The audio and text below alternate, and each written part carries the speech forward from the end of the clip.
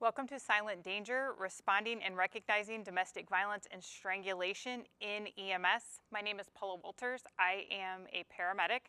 I am also a national speaker and national consultant. I am a content expert in the fields of domestic violence, child abuse, human trafficking, and strangulation. I just want to start off by saying that this is a content notice. We see a lot of stuff in our line of work. However, this lecture can hit home for some people. We're going to be discussing domestic violence, child abuse, and it can be triggering to people. So please make sure you take care of yourself, and if you need to leave the room or just do whatever you need to do for self-care. So why does domestic violence, why this training in EMS? It's because abuse has a root cause of abuse is a root cause in mental and physical health problems. So survivors of domestic violence are 2 to 3 times more likely to develop depression, anxiety, and PTSD. On top of that, when you start looking at heart disease, diabetes, autoimmune disorders, chronic pain, those types of diagnosis, a lot of times they are in fact rooted in previous trauma, childhood trauma. It can be even us as first responders in EMS, the trauma that we see over a career also can impact us. Women who experience intimate partner violence, again, are more likely to attempt suicide, have depression, and have substance abuse disorders. And survivors of abuse are more likely to be as we call them, frequent flyers. They are repeated EMS calls and repeated going to the ED, headaches, abdominal pain, chest pain, shortness of breath, and chronic pain. Exposure to violence chronically dysregulates the immune system. It increases inflammation and raises the risk for chronic illness and early death. So what looks like medical or mental health problems today is often the result of trauma or violence earlier in life. So when we're talking about domestic violence, I just want to put it this way: 1 in 3 women and 1 in 4 men. This is not just a, man versus women problem. Women and men are domestic violence victims. Actually, Ohio had 157 domestic-related fatalities last year, and for the first time in our history, more men died in domestic homicides last year than women. So that is changing. We had a drastic increase over the last year. And in the United States alone, when we start talking about child abuse and neglect, 1 in 7 children experience abuse or neglect. So look around the room and think about how many of your coworkers and stuff have children. And think about, in 1 in 7, how many of our children, realistically, that's a huge number of children that experience domestic violence and child abuse. And one of the other things I want to talk about is Ohio is above the national average in child abuse cases. So we're looking at approximately 9 out of every 1,000 kids are victims of child abuse. When we start talking about children and looking at adverse childhood experiences, so the ACE scores, approximately 1 in 4 children witness domestic violence. And that increases their ACE score to where they start showing and having later health and behavior and mental health problems. Exposure to violence in childhood risk, again, makes it more likely for them to have substance abuse, mental health disorders, and chronic disease. So domestic violence, what is it? It's any abusive, violent, coercive, forceful, or threatening act or word inflicted by one member of a family or household on another. When we look at the types of abuse, there's emotional abuse, verbal abuse, financial, sexual, physical. A lot of people want to discredit emotional and verbal and say the things like, sticks and stones and that type of stuff. One of the things that I want to make sure we do is we talk about from myths to medicine. So they're just words. He's too young to remember. Or why doesn't she just leave? I want to put this picture up here of how emotional trauma actually impacts your health. When you look at this, when we're talking about exposure to just emotional trauma, so that whole verbal and emotional stuff, you start looking at things like having your insulin resistance, having inflammation, having hormonal balance problems. It makes you more likely to have substance abuse problems because it starts turning on those comfort food cravings. It impacts every single part of a person's body. Oh, well, she's too young to remember. Here's a picture of a PET scan. On one side is a healthy brain of a child. The second is a PET scan of a child who was institutionalized, had a large amount of neglect. And if you look at that, we're talking about the brain not actually forming correctly. So these children later on as they're growing up end up being these kids that we start seeing things like autism, ADHD, nonverbal, just all of these different disorders because we're not addressing, hey mom, has there been trauma in the home? Also, we're going to talk about cycles of violence. Out of Cleveland, there is an ongoing case right now where an 8, 9, and 10-year-old have been charged. Well, the 9 and 10-year-old has been charged. The 8-year-old is too young with rape, sodomy, strangulation of a 5-year-old child. Kids at 8, 9, and 10-year-old do not understand these concepts. This is something that's learned behavior. This is an ongoing generational thing. And hey, why didn't she just leave? It's one of the most famous sayings that we hear in the domestic violence world. And I just want to put this up here about what happened in Tiffin. There's a woman who did things right. She was trying to leave. She was trying to make a plan. Anybody in the DV world knows that when you leave, or the first 18 months after you leave, are the most dangerous. That is when we're looking at they're more likely to be killed. So one frequently cited figure is that 75% of homicides linked to domestic violence occur when the victim is separating or has actually left the partner. So why don't they leave? Because their lives are literally at risk. Then let's go here. Let's start talking about separation does not equal safety. Coming out of Columbus recently here in Ohio, you look at an Ohio mother and her husband were found dead in their home. Now her ex-husband is charged with the murder. They divorced in 2017, people. They don't just go away. Physical impacts of trauma and abuse. I'm going to put this little picture up here because this is basically what's going on. When a person is exposed to domestic violence, to child abuse, to prolonged trauma. Yes, that's even us as first responders, police, fire, and EMS. Trauma is trauma, and it impacts our body globally. It impacts our feel-good chemicals, our stress hormones. It actually impacts the brain. It impacts our amygdala, so our alarm center. It impacts our hippocampus, so our filing cabinet, our memory center. It actually can change and shift us from coming from a place of being able to focus and answer and respond with the irrational brain to living more in the emotional brain. It actually kind of goes to where it excites and uses our limbic system more than our prefrontal cortex. It changes our body systems. Trauma changes us on the cellular level, and that can be seen with quantitative labs. So when we start talking about trauma being embodied, trauma leads to long-term physical changes of the brain, nervous system, and endocrine system. And again, the rational brain then becomes to where it cannot talk the emotional brain out of its own reality.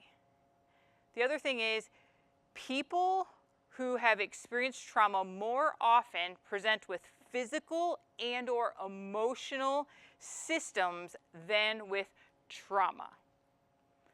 So I'm going to go through a couple things that we might see and we don't actually see if we're not trauma informed and we don't understand the root system of trauma in domestic violence and child abuse, then we may not understand what's actually happening to somebody.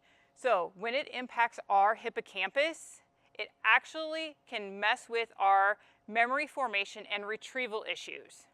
And so then it starts looking like after our career and we start getting to be where we're like me at 52, hey, well, you're just having memory problems because you're getting old. No, trauma actually causes the hippocampus, so our filing cabinet that we are born with, to shrink, impairing its ability to form new memories. The other thing is difficulty distinguishing the past from the present. So we start blurring things that we may take this memory from something that happened 10 years ago, and we experience something very similar to that, and our brain will actually pull pieces from the back and add it to this. And so a lot of times when domestic violence victims or child abuse victims start having those types of things, they're like, it's not that they're lying, those things did happen, but they may start blurring them, which makes it hard for prosecution. The amygdala, it increases our stress hormone production. That makes it difficult for people to regulate their emotions. We see this with murders. We see this with mass shootings. And then when it becomes that, it's very difficult for people mostly to control anger and sadness. When it starts talking about, just to go back and talk about the increased stress hormone production, this can contribute to people being in a constant state of stress, which we know that a lot of people live with anxiety, and it just impacts their overall well-being and mental health.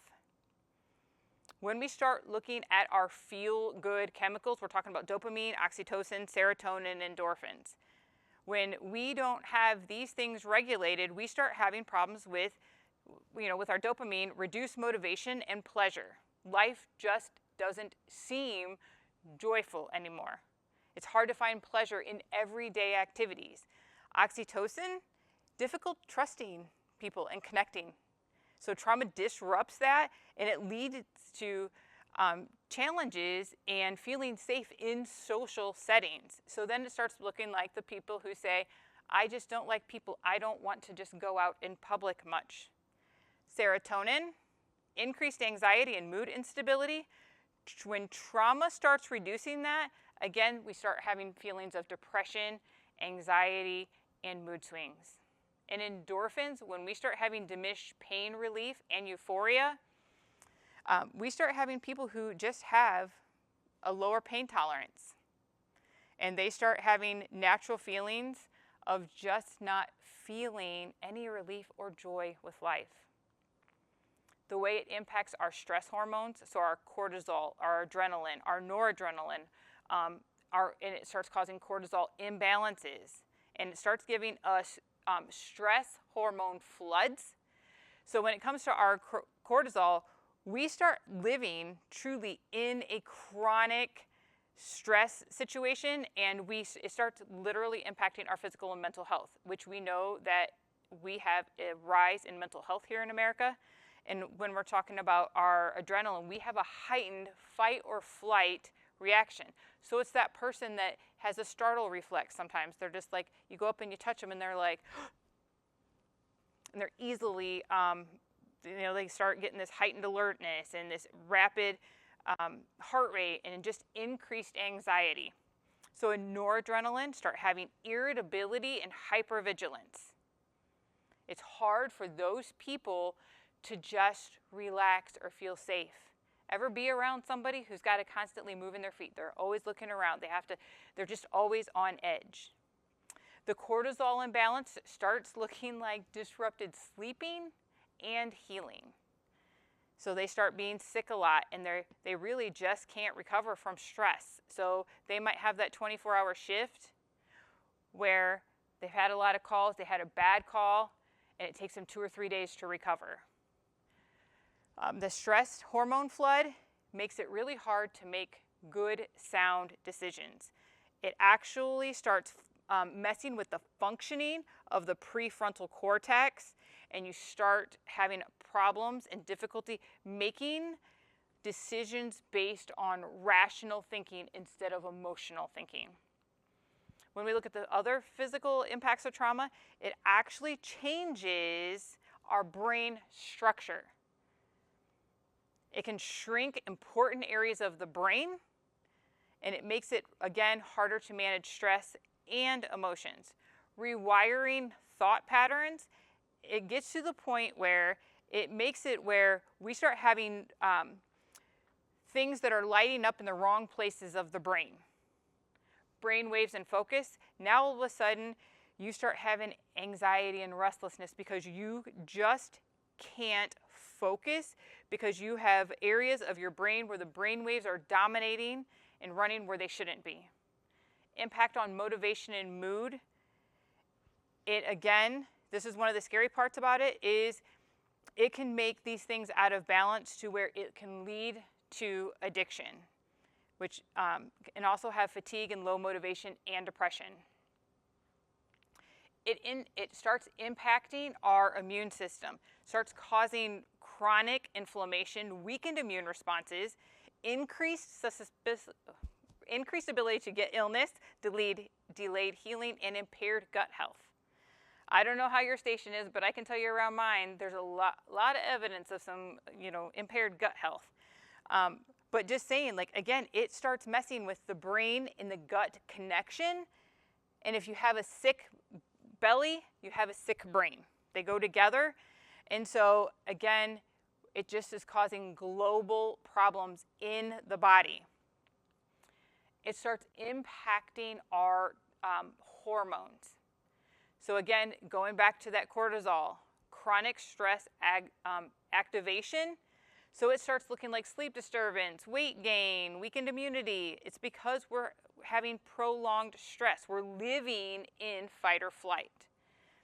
Adrenaline, heightened alertness. So again, it's that person who's constantly living on edge. Estrogen and progesterone, so hormonal imbalances. So it can actually cause irregular periods or super heavy periods. It can have fertility issues, and it can make menopause or PMS seem so much worse with the symptoms than what it normally would. It gives us the insulin, it impacts the insulin to where we have an increased risk for diabetes. It causes a lot of metabolic issues, and then thyroid problems. So it slows our metabolism, and it's again leading to fatigue, weight gain, and difficulties with concentration. When we look at how it impacts our toxic elimination, so it messes with our liver function, so it slows our detoxification. It kind of starts slowing down that ability for our body to break down and eliminate toxins effectively. It messes again with our gut health, reduced waste elimination, so it disrupts the gut function, and a lot of these people end up having diagnosis with IBS.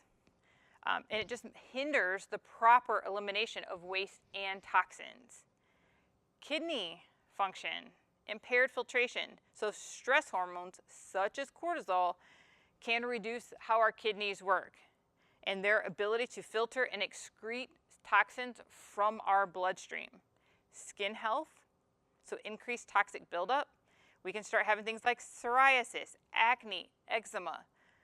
Those things overwhelm the internal elimination, and then you start seeing signs of those. Our lymphatic system, it gives us stagnant waste removal. So trauma can affect the lymphatic system, and so your body can't get rid of it, and one of the things that you have to start doing is doing lymph drainage. So when we start looking at the big picture, what we don't know what we're looking at. So when the right people don't have the right trauma-informed knowledge, survivors are often they're mislabeled or they're misunderstood. Many become lost in the medical system, cycling through EMS, cycling through emergency departments, cycling through specialists, just trying to find out what's wrong with me.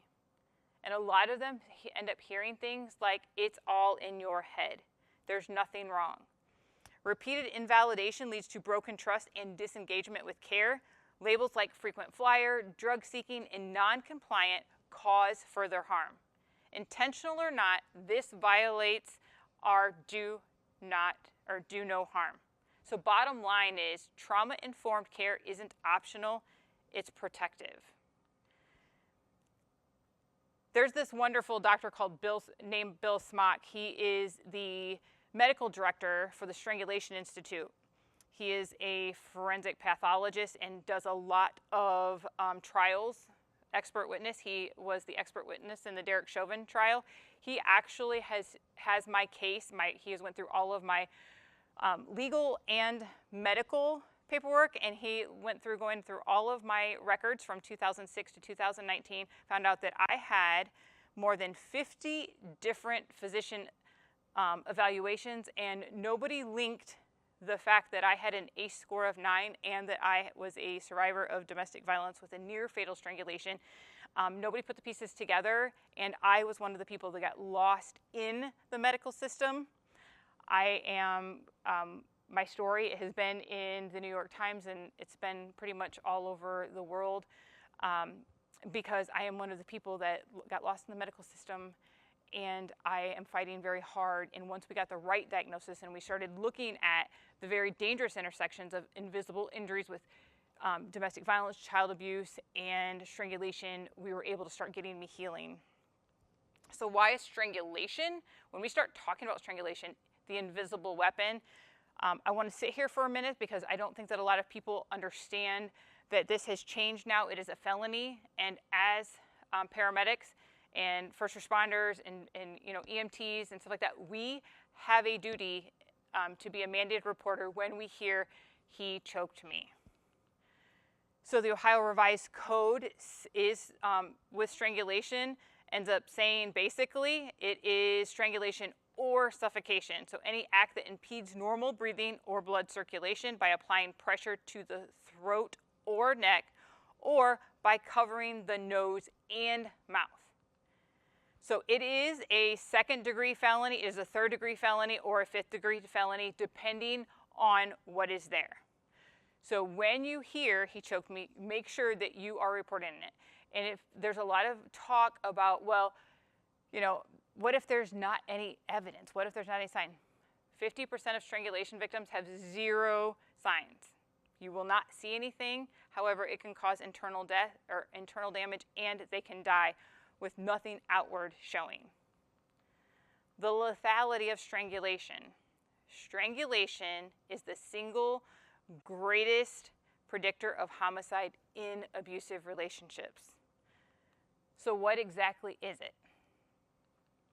What it is not choking. Choking is internal, strangulation is external. You cannot use choked in your documentation unless it is in quotes. As part of the speaking that I do and training, I do a lot of judicial conferences, I do a lot of prosecutor conferences, I do a lot of training with police, fire, EMS, but most of it is with healthcare workers, forensic nurses, prosecutors, and again, judges, and we talk about how let's start subpoenaing EMS records because they can prosecute now these strangulation crimes, these strangulation felonies without the victim, and we are pushing very hard for them to call and subpoena your records. And I can tell you right now, you don't want to be like one of the fire departments that we have in Ohio who ended up going to a scene and put no patient found, and she later died. So just be careful. Make sure you're documenting well. What strangulation is, it's a form of asphyxia characterized by closure of the blood vessels and or passages of the air passages of the neck as a result of external pressure on that neck. Asphyxia versus suffocation. Asphyxia, when the body is deprived of oxygen, causing unconsciousness or death.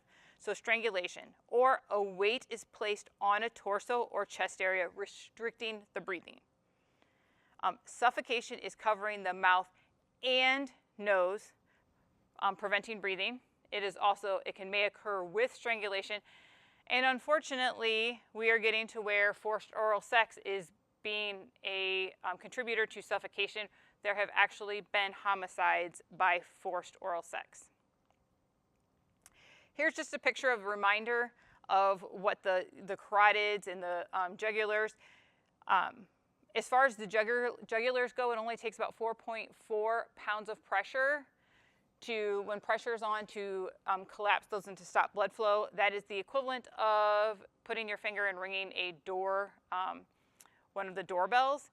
And the carotids, 11 pounds of pressure. Just a reminder, women's handshakes carry about 60 to 80 pounds of pressure, and a man's handshake is 80 to 100 pounds of pressure. If you've ever fired a gun, 8 pounds of pressure. Opening a pop can, 20 pounds of pressure. So we are talking about minimal pressure placed on the jugulars and carotids to stop brain blood flow and to in a strangulation. There is also a lot of stuff in the neck, obviously. So one of the things that's there is the larynx, so we can start having vocal changes. It is one of the big things that you want to listen for. A lot of times if we're interviewing a victim, we will ask them, is this your normal voice?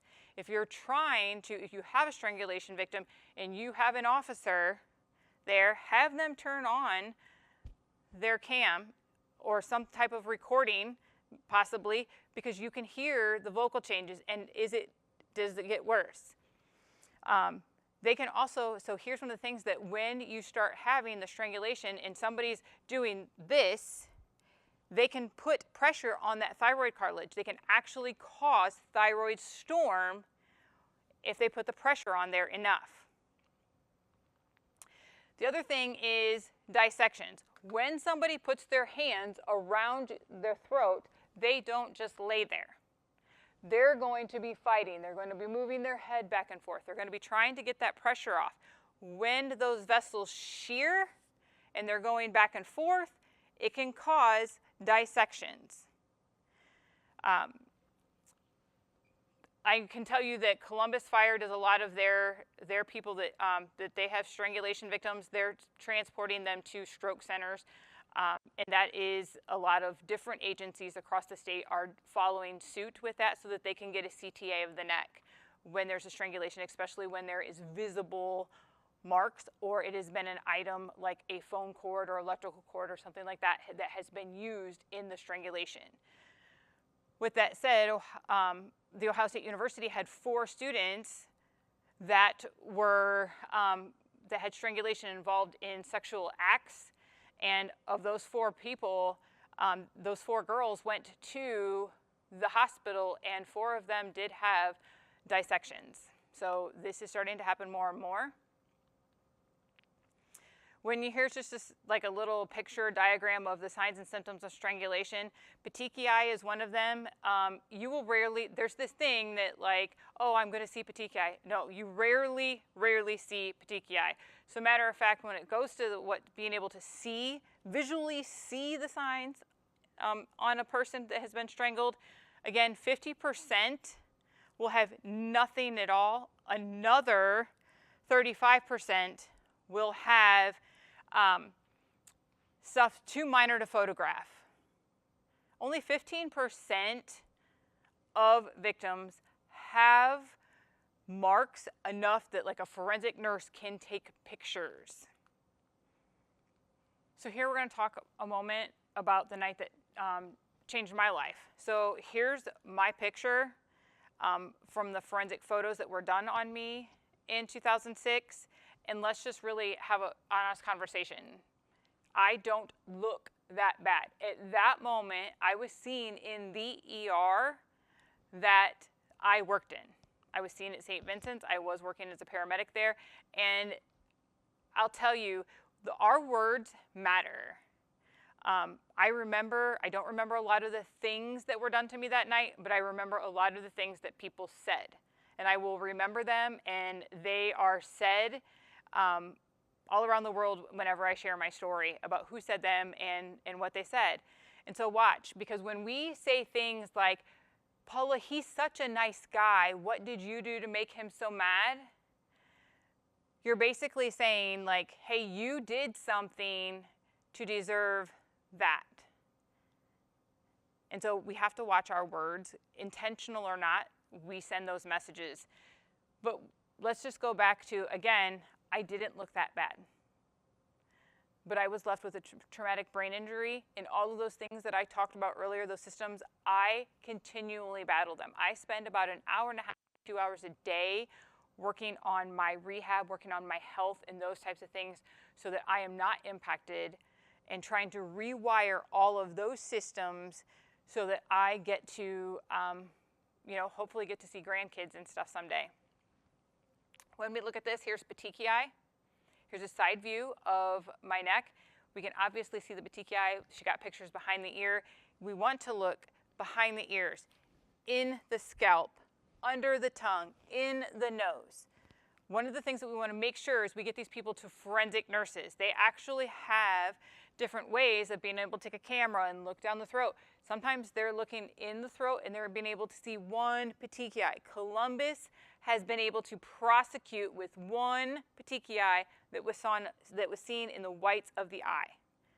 Just one. So we want to talk, make sure that we're looking at those things and making sure that we get them to a forensic nurse. We want to be able to look in the nose. And when we look at this picture, you will see a side view of what is called venous congestion. I will show you here in a moment the front view of that. But again, if you look, there's a lot of the petechiae throughout. So I was one of the 15%.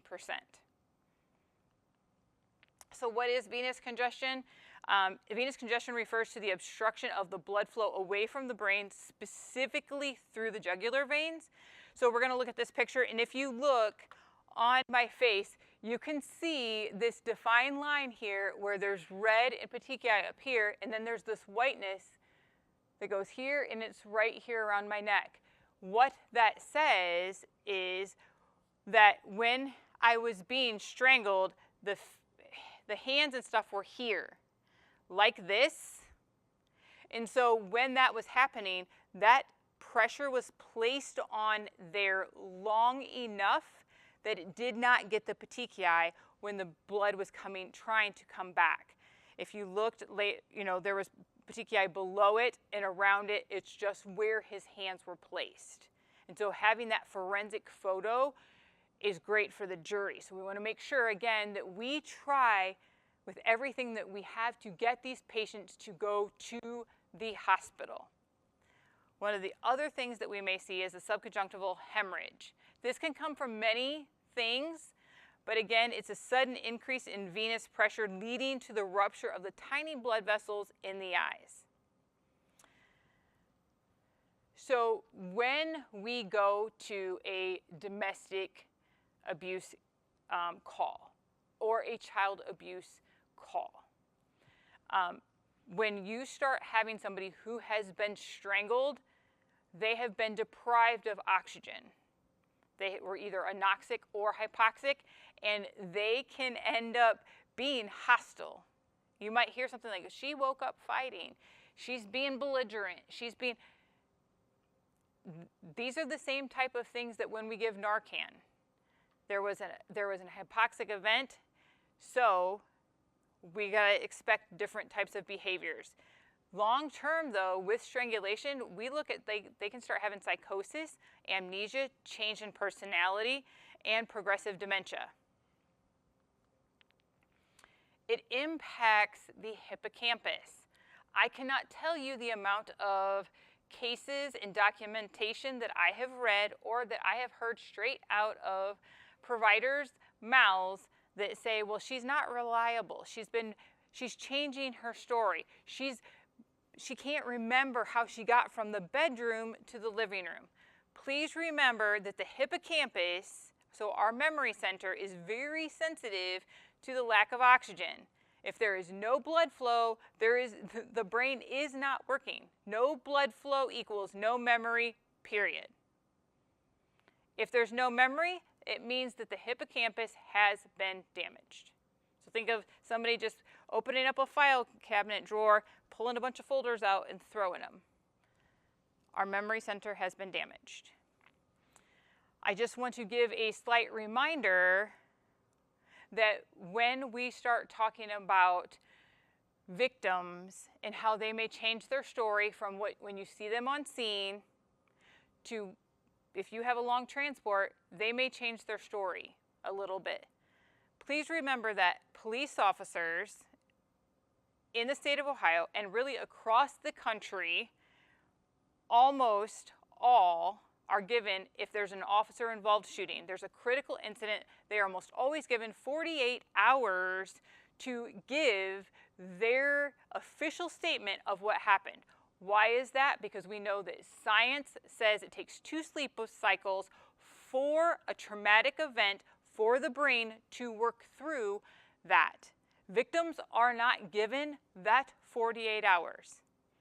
They may also be involved in a shooting, somebody putting their hands around their throat to where they almost lost their life, and they are expected in moments to be able to say, and then, and then, and then.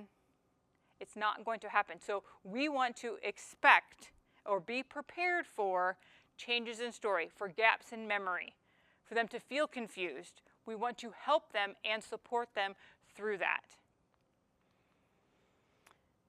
When you start looking at strangulation, one of the other things that we want to ask is, did you pee? Were you incontinent? Did you pee or lose your bowels? Are those the same clothes that you were wearing earlier? They may not want to tell you. If they say no, say, why did you change? Where are your clothes? You want to look for those things. Make sure you take those clothes with you to the hospital. They can have anoxic seizure. So pressure begins at 0 seconds. You can be unconscious in 6 seconds. You can have anoxic seizure at 11 to 17. At 15 seconds, you guys, you can lose bladder control, 30 seconds bowel, and you can stop breathing at a minute. Here we go. We need to talk about porn for a hot minute. I know you guys are thinking like, what? Wait, why are we going to porn? Here, in 2021, there was over 2.5 million websites with strangulation porn content. Just one of those over 2.5 million websites had over 26.5 million strangulation videos available. Many perpetrators are learning about strangulation from porn or from social media. You can make a lot of money from those videos when you upload them. Unfortunately, that is where a lot of people are learning from it. They are not learning safe techniques. They are not doing stuff, and they are also not learning about consent. Oh, well, they strangle during, in porn videos all the time. Let me tell you, just another reminder that consent stops, even if it's consensual, consent stops at the moment that she becomes unconscious or she becomes altered from being hypoxic. It can get yourself in court real quick. Just to put it in perspective of being choked during sex and strangulation, 26, so 1 out of 4 women and 6.6% of men were choked during their most recent sexual encounter. 33% of women and 6% of men have been choked more than 5 times in their lifetime. Even if it is consensual, it is still causing brain damage. You may not feel it now, but when the 50, 60, 70-year-old you is now having problems with dementia, starting to have problems with chronic illness, you're starting to have all of these things, you can look back. 58% of female college students report being choked. 50% of females in college have been choked during sex, you guys. It's a crazy number. There is a court docket in Cuyahoga County that is looking at strangulation in our most dangerous offenders. Hands with strangulation is being used more than guns and other weapons. What about when children are in the home? So we start having children as witnesses. So 1 in 15 children are exposed to intimate partner violence each year. 90% of those being eyewitnesses to the violence. Boys who witness domestic violence are twice as likely to abuse their own partners and children as they become adults. Children don't know how to describe this. I am one of the trainers. I do the strangulation training for Ohio Child Protective Services throughout the state. And there are a lot of cases of strangulation from sibling to sibling, from parent to sibling or to child, and also from child to parent. So children as witnesses, how might a child describe being a witness to abuse, to strangulation? One of the things that we have heard is, Daddy killed Mommy, but then she woke up. They're not going to understand saying strangulation, saying choked. You want to make sure that we're listening to these children when they're saying that stuff. What about children as victims? One of the things that we have in talking about things is, Mommy choked me on my neck and made me quack like a duck. Children as aggressors, what does that look like? Again, Cleveland, Cuyahoga County has a 8, 9, and a 10-year-old. They have a 9 and 10-year-old being charged with strangulation. Can tell you that is not something that children normally do. That is something that they're witnessing or they are being a victim of. Just an FYI, across our country, the average child age of being able to see their first porn is 6 years old.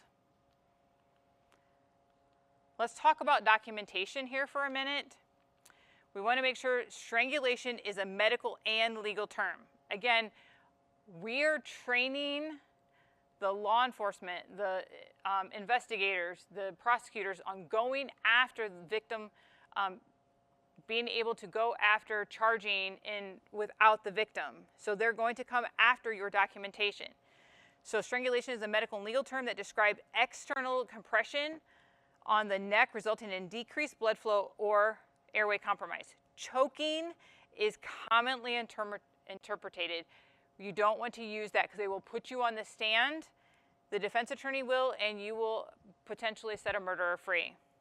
Using strangled accurately communicates the mechanism of injury, which is critical for risk, medical decision-making, follow-up care, and legal proceedings. Strangulation can cause serious or delayed injury, stroke, airway edema, brain injury, even with no visible marks. A victim can die up to 36 hours after the event. There is a recorded case of 48 hours. Clear terminology helps ensure the injury is taken seriously. Documenting strangled supports victims' credibility, and it reduces the risk of the event being minimized or misunderstood by other providers, hospitals, or the justice system. Using quotation marks when documenting the patient's exact words. He choked me. But clarifying medically. Patient reports being strangled with hands. So just a couple examples. Here's some, we're going to give two examples from my forensic paperwork that was done on me. He took his forearm and turned my head to the other side. He was pushing on it, telling me he could snap my neck if he turned it too far. That creates a big picture, and it's in quotes. Also, if you're on the jury and you're having to hear this gives you a great visualization. He had a gun. I think it was a shotgun. He had it this close to my face. Demonstrates with both hands about 8 inches. He said, half of me wants to kiss you and half of me wants to kill you. I could kill you right now. I can make people disappear. She quoted all of that. She quoted a lot of different things that can be used in grand jury testimony. And those things were asked of me in front of the grand jury. Unfortunately, one of the things that was bad was my discharge paperwork. With those pictures that you saw, there were 26 of them in total. I was discharged with a diagnosis of contusions. Now, it was in 2006. I would really hope that now that would be different. They are killers. Let's talk about the offenders. The most dangerous domestic violence offenders strangle their victims. The most violent rapists strangle their victims. We used to think all abusers were equal. They are not. Our research has made it clear that when a man puts his hands around a woman, he has just raised his hand and said, I am a killer. They are more likely to kill police officers, to kill children, and to later kill their partners. So, when you hear he choked me, now you know you're on the edge of homicide. This isn't just about the victim's safety, this is also about ours.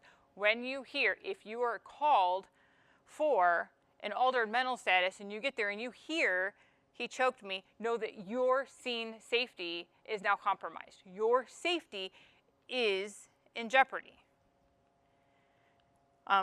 Just putting in domestic violence and mass shooters, just putting this out here, 68% of mass shootings, so 4 or more victims killed in one incident, involved the shooter killing or harming a family member or partner. I get very irritated when we keep hearing we have a gun problem in this country when the reality is 68% of mass shootings involve domestic violence. We have a domestic violence, we have an abuse problem in this country. Domestic violence is a precursor to many mass shootings. It is often a warning sign. With my case, the person who, my abuser, was given a 1-year probation and a fine, and unfortunately he didn't learn his lesson, and he ended up shooting up a campground and taking a 16-year-old by gunpoint. Had we done my case right, that 16-year-old's life would not, and her family might not have been dramatically changed. To put that in reality, me not doing everything that I could, for our case not being, could have been your 16-year-old. It could be your family at the campground. It could be your family that his life has changed forever because the right people didn't do the right thing. Men who strangle and mass murders have one thing in common, childhood trauma. Again, we're starting to put that emotional regulation and all of that stuff back to childhood trauma. We're going to finish up with DV in the workplace and on-duty risks. I'll tell you, a lot of people worked alongside of me when he was able to come in there. A lot of people did not know that I was a victim of domestic violence, and they were around him and in between him and I. It does impact our workplaces. It does impact a lot of places that we go. Domestic violence doesn't always just stay behind closed doors.